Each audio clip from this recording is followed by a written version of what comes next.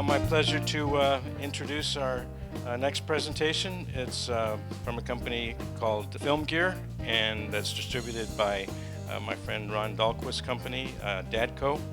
And this is Hans Lau, and Ron's going to tell us a little bit about some of the history I was mentioning with the ASLD, and we go way back. Yes, well, first of all, I want to thank Jim for including us in this program. I think it's vital. Like he said, we started the ASLD based on new technology that was coming in at the time.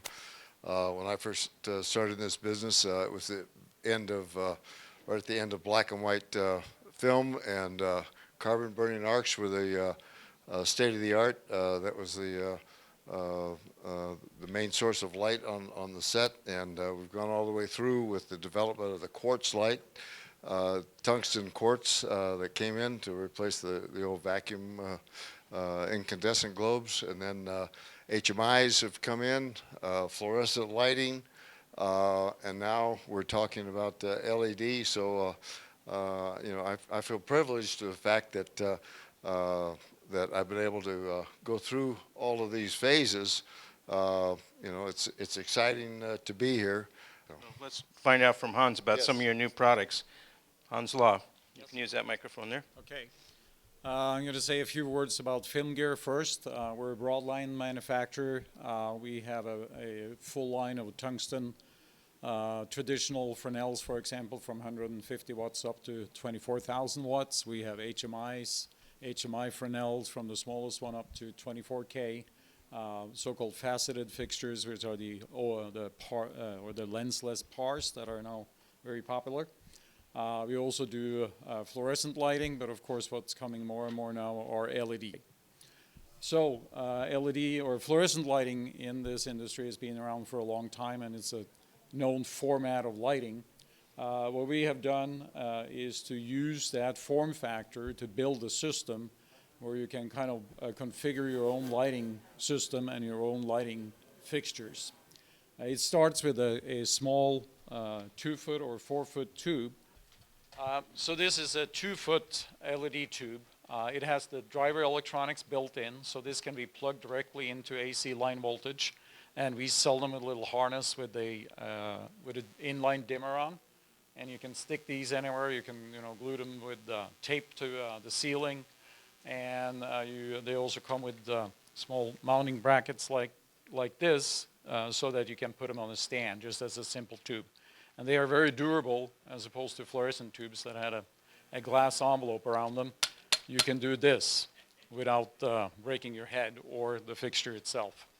So that's direct current, no ballast needed. There's no ballast. It's not direct current. No, not DC, but it's direct AC. Yeah. So this plugs directly into the wall, which means also that if you have practical lights, let's say you're doing an interior in an office space, and you want more control over the lighting, and you want higher quality and the right color rendering, you can take out the fluorescent tubes and bypass the ballast, and you can put these in, and you can connect that to a regular dimming system, and you can have full control over that lighting as well as your other lighting that you're using on that set. And as I said, these are kind of building blocks in bigger systems. So we can start out using just a single tube on a harness like this, plug it into the wall. There's a little hand dimmer here, inline hand squeezer. Then we do use the same tubes in these. Here's a 4-foot.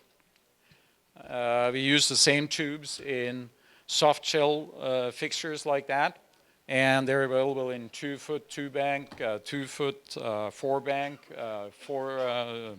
4-bank 2-foot 4 feet, and so we have a whole series of fixtures that utilize that same technology. So this one is equipped with 4 tungsten color temperature tubes. This is a daylight tube, and we sell the tubes in 2 feet, 4 feet daylight tungsten, and with either frosted cover or clear cover that I'm going to show you later.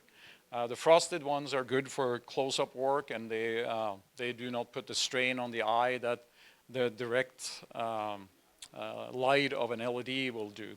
So these are ideal for close-up work where the talent is close to the fixtures and that they look at them. those are the building blocks, and we build bigger systems out of this. One example is I'll take this for a second. If you see this big light here on the side here, that's a 24 fixture with 24 40-watt daylight tubes in. And that is what a so-called hard body fixture. And you can put extensionaires on that and diffusion in front of it. It also has a built-in 2-channel dimmer that can be either controlled locally on the fixture itself or via DMX, wired or wireless.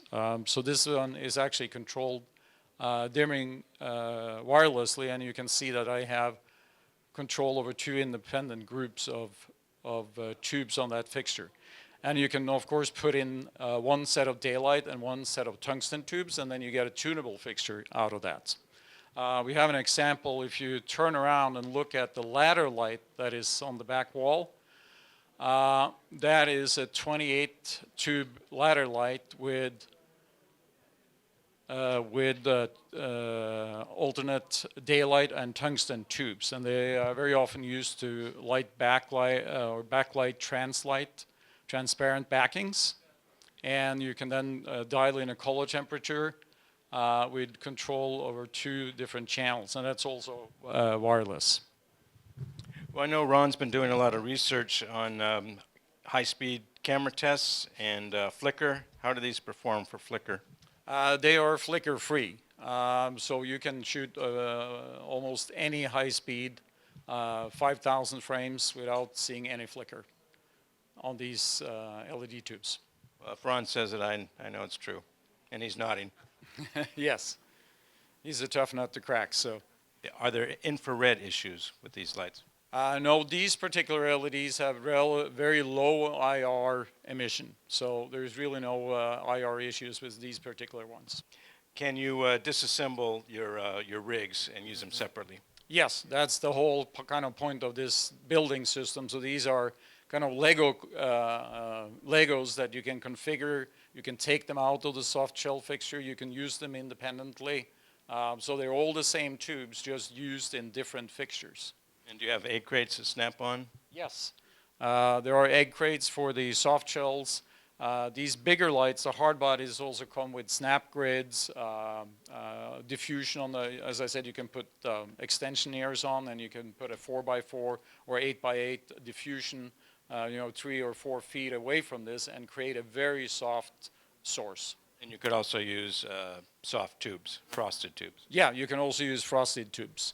The clear tubes give about 50% more light, but they also, when you look at them, they appear to be harsher. And if you want a softer light, you can use the frosted cover tubes, and you can even put then diffusion on the front of that again and get kind of a super soft source. So sometimes I like to ask, what's the bad news? Meaning, what is the price range of some of these things? The bad news is, of course, that the initial investment in LED is higher than traditional technologies. So an LED tube, a 4-foot LED tube, is in the price range of about $250 to $300. But remember that is a self-contained fixture. It's not just it's not just the light source as a tungsten lamp, for example.